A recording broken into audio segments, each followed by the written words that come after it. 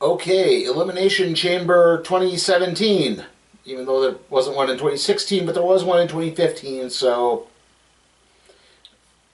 2017 edition, I guess. Our kickoff show match is Mojo Rawley versus Kurt Hawkins. Probably the best part of the match was Hawkins' intro, where he's spouting facts down to the ring. And this included Mojo Rawley has a history of failing on kickoffs. That's why they kicked him out of the NFL. Anyway, at the start of the match, Rawley goes after Hawkins, who just held onto the ropes a bunch of times to avoid getting contacted. Eventually, Rawley hit a shoulder block onto Hawkins and then hit a flying knee drop from the apron. Hawkins then whipped Rawley into the ropes and clipped his knee. This was after a commercial break. Rawley hit a fireman's carry into a facebuster, got a 2 count.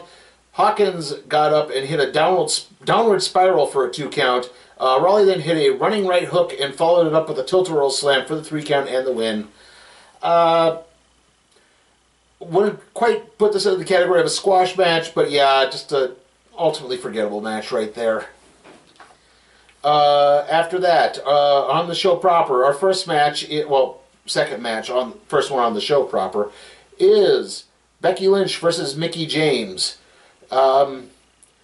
Mickie got a pretty sizable pop during her intro. A lot of cheers throughout most of the match in her favor. Becky also got a lot of cheers though too, so I don't think this is trying to set for some sort of turn.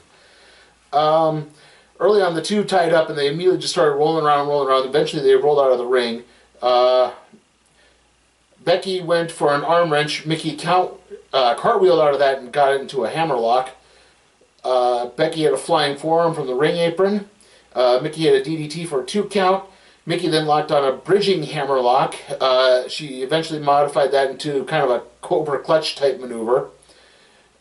Becky began to fight back, hit a Bexploder suplex for a 2 count. Becky then hit a muscle dropkick for a 2 count. Mickie fought back again, went for another DDT, but Becky fought out of it. Went for the disarmer. Mickie countered out of that and got into a victory roll, but Becky countered out of that into a jackknife pin for the 3 count and the victory.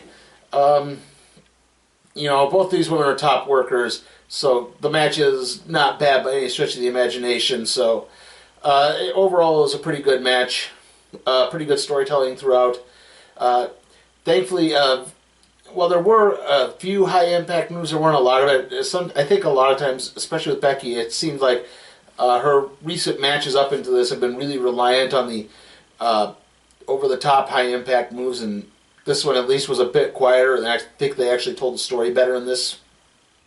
Our third match of the evening is Apollo Crews and Kalisto versus Dolph Ziggler in a 2-on-1 handicap match. Right away at the top of the match, Ziggler jumped Kalisto during his intro and threw him into the backing LED board at the top of the entrance ramp. Ziggler then got into the ring and fought with Crews. He had a neck breaker on Crews while Crews was in between the ropes. Crews countered a super kick into a roll for a 2 count. Crews hit a side kick into Ziggler's abdomen as Kalisto began to run down to the ring. Crews hit an enziguri on Ziggler and tagged in Kalisto. Kalisto hit a big roundhouse kick, tagged in Crews, who then hit his back suplex powerbomb finisher for the 3 count and the win. After that, Ziggler pulled Kalisto off of the ring from his leg, and then beat on Crews and did sort of a half Steve Austin, Brian Pillman spot, except you're supposed to come off of the top rope to do it. He, for some reason, just stood on the ground, where you sandwich the leg into a chair, and then you step on the chair and it looks like you're basically breaking the ankle. Yeah, this match was pretty blasé. I don't mind the idea of turning Ziggler heel. I mean, he's been wanting to be a heel for a long time. I mean, his Twitter handle is heel Ziggler, for Pete's sake. Don't mind the idea of putting Crews over in this spot, Crews and Kalisto over in this spot, but again, this match was pretty, yeah. After that, we have the Tag Team Turmoil match for the SmackDown Tag Team Championships. Basically, it's a gauntlet match with tag teams. The first 2 tag teams out were Slater and Rhino and Breezango. Basically, Slater and Rhino advanced to the next one after Rhino gored Fandango for a 3 count. The Von Villains then came out. Slater hit Aiden English with an Impaler DDT for a 3 count, and at that point the Usos come out. Jimmy Uso hits Slater with a super kick and got the 3 count, and that's when the champions American Alpha came out. Gable rolled up Jay Uso for the 3 count. Usos were eliminated, and this is during this part of the match. Mauro Ranallo had 2 really bad announcing flubs.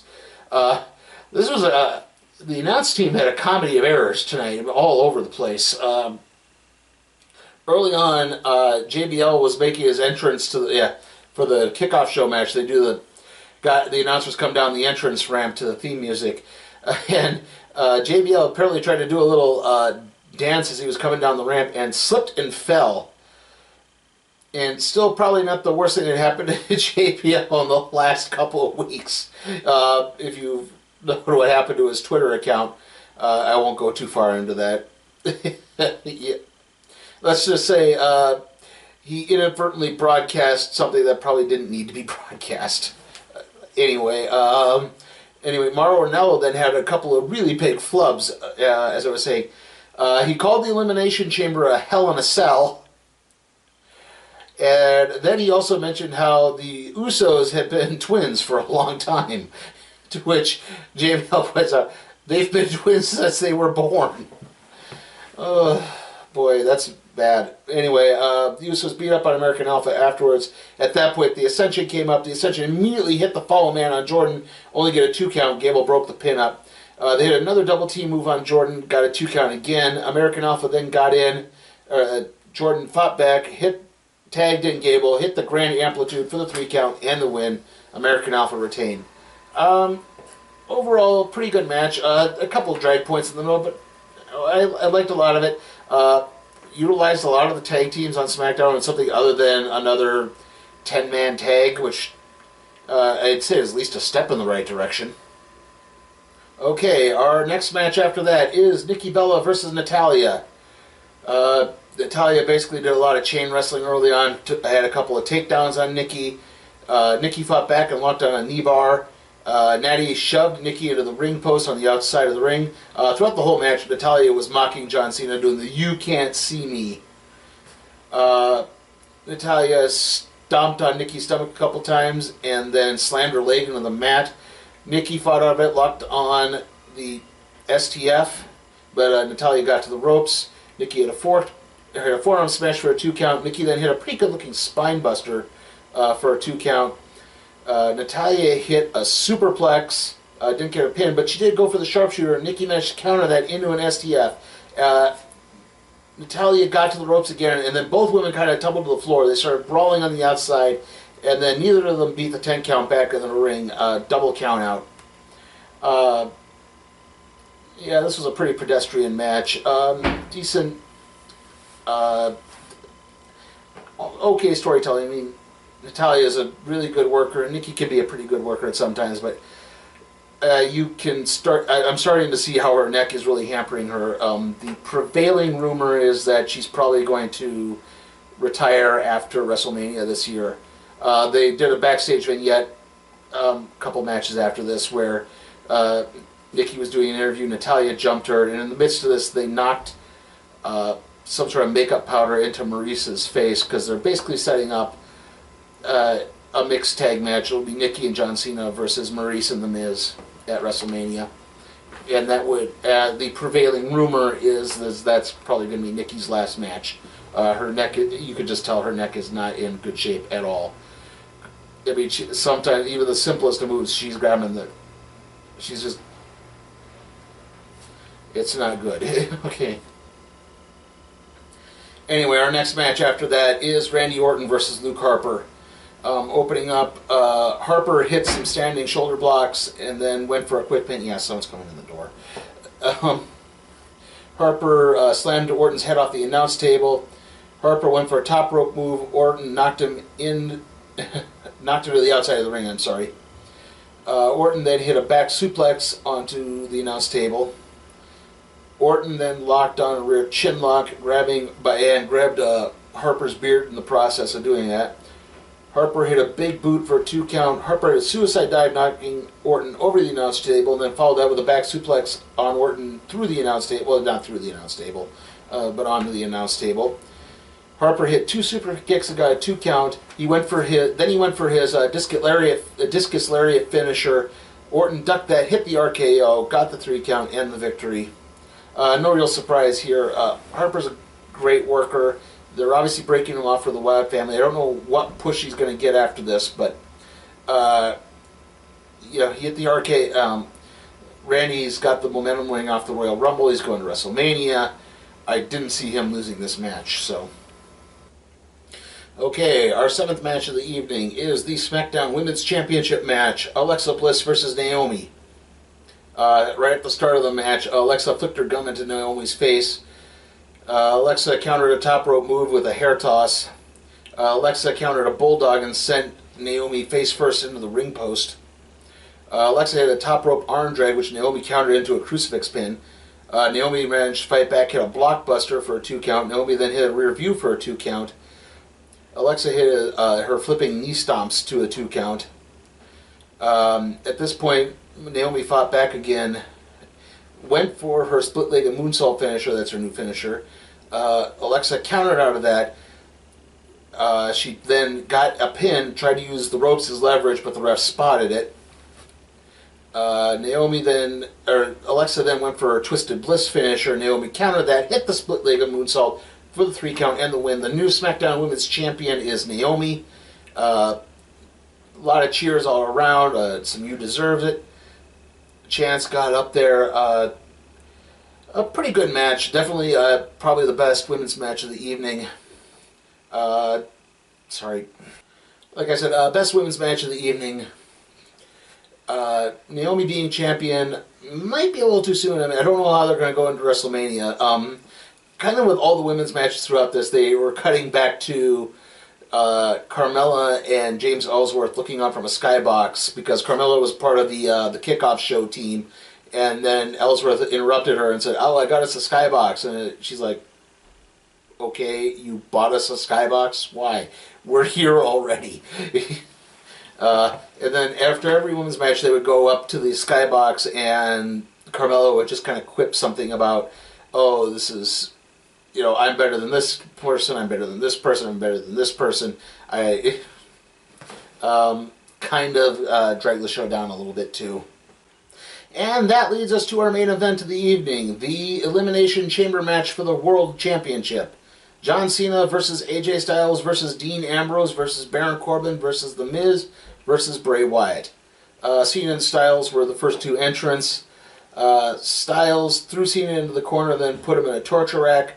Cena countered out of that and Styles then went for a Styles Clash. Cena countered out of that and tossed him into a flapjack. Dean Ambrose was the 3rd entrant into the chamber match. Ambrose took Cena and tossed him right into the chamber wall. Ambrose then hit a suplex powerbomb on the area outside the ring. Ambrose then climbed to the top of one of the pods, jumped off, and hit bionic elbow onto Cena on the outside of the ring. Now they have actually, I'll take a brief moment here to point out, they've actually changed the Elimination Chamber. It's a little sleeker. It's not as big and bulky as it was. They also took out the steel grates. They basically replaced it with more of a carbon fiber flooring, a solid floor rather than the grate that I know none of the wrestlers liked at all. Also, the pods have a different open feature. They don't have the chain lock anymore. Basically, they sort of slide like sliding doors do now. I guess this actually does look a little bit better. I know one of the reasons why they didn't do, they've been trying to phase out the Elimination Chamber match for a while, is because the structure is so big that they had to take out rows of seats to compensate for that, and fewer rows of seats means fewer ticket sales. So again, a sleeker looking chamber does help. Anyway, the 4th entrant was Bray Wyatt. Wyatt immediately went after Ambrose. Styles then threw Wyatt against Baron Corbin's pod. Styles and Cena then began climbing the wall of the cage. Styles knocked Cena off of the wall of the cage and off the floor. Head first. Cena's head really bounced off the floor there. Ambrose and Styles then fought on the top of Mrs. Pod.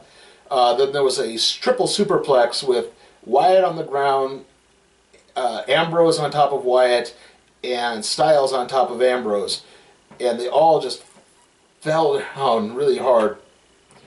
At that point, Baron Corbin became the 5th entrant. Corbin hit the end of days on Styles and on Cena. Corbin then shoved Ambrose from the top rope and into the wall. Obviously, now The Miz would be the final entrant. As that was happening, Corbin was playing to the crowd. Dean Ambrose rolled him up for a 3 count. So Corbin was eliminated, but after that he attacked Miz. They're not Miz. He attacked Ambrose, threw him into what was Bray Wyatt's pod through the door, and then he hit the end of days a couple of times on Dean Ambrose. As Corbin was leaving, Miz covered Ambrose for the 3 count. Ambrose was eliminated. Cena then came in and hit the AA on Miz for a 3 count, and that left AJ Styles, John Cena, and Bray Wyatt. They brawled for a while. They kept kind of going for each other's trying to go for finisher after finisher after finisher. Eventually, Cena went for an AA. Wyatt countered out of that, hit the Sister Abigail for the 3 count. John Cena's eliminated, which means we're going to have a new world champion. After that, AJ Styles and Bray Wyatt fought for a bit. Again, kept trying to go for finishers. Styles eventually tried to go for a phenomenal forearm. Wyatt caught Styles, went into the Sister Abigail, covered him for the 3 count. The new world champion is Bray Wyatt, which, given when Orton won the Rumble, I think was kind of telegraphed that was probably going to happen. In fact, I think I said at the end of the Rumble video that was going to happen. So it is nice to see. It's not exactly a big surprise, but it was very nice to see. Really good match throughout. They knew how to work the spots. Like I said, the new Chmaber, I think, really helps with a lot of the stuff like that. So things like climbing up to the top doesn't look quite as cumbersome. It doesn't take, almost 2 minutes to set the spot up like it did in previous incarnations. Or when you had El Torito trying to jump off of in that tag team one from a couple of years ago, or Kalisto trying to jump off of the roof. That didn't work at all. I think that really helped. It really helped bring the show up a little bit. Like I said, most of the matches were pretty good. The 3 women's matches were really good, except for Nikki and Natalya. That kind of petered out towards the end. The 2-on-1 handicap match was pretty boring. The tag team turmoil match was okay. The kickoff show match was a kickoff show match. Let me see. Harper and Orton was all right. It had some great moments, but it kind of dragged early on. But that wasn't too terribly bad. Well, so I guess overall, I would say I'm probably going to give this one a low B. I think the main events, the women's match and the Chamber match, did really bring this up a lot. Okay, so let's see. Next video, I think I said next video is going to be a random trade review. It's not. I'm planning on seeing the Great Wall this weekend, so that'll probably be the next video that's up, a review of that. And then the random trade review. The next WWE pay-per-view is Fastlane on March 5th. And see you then.